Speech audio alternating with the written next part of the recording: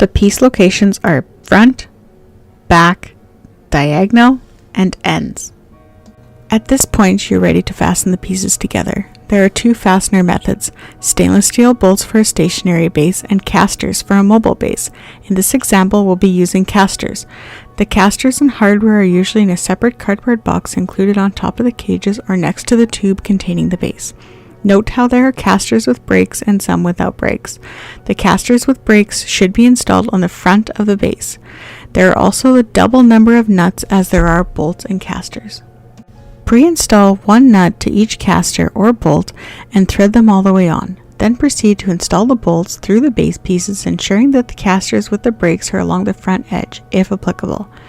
Add a second nut on top of the base pieces and secure firmly with a ratchet.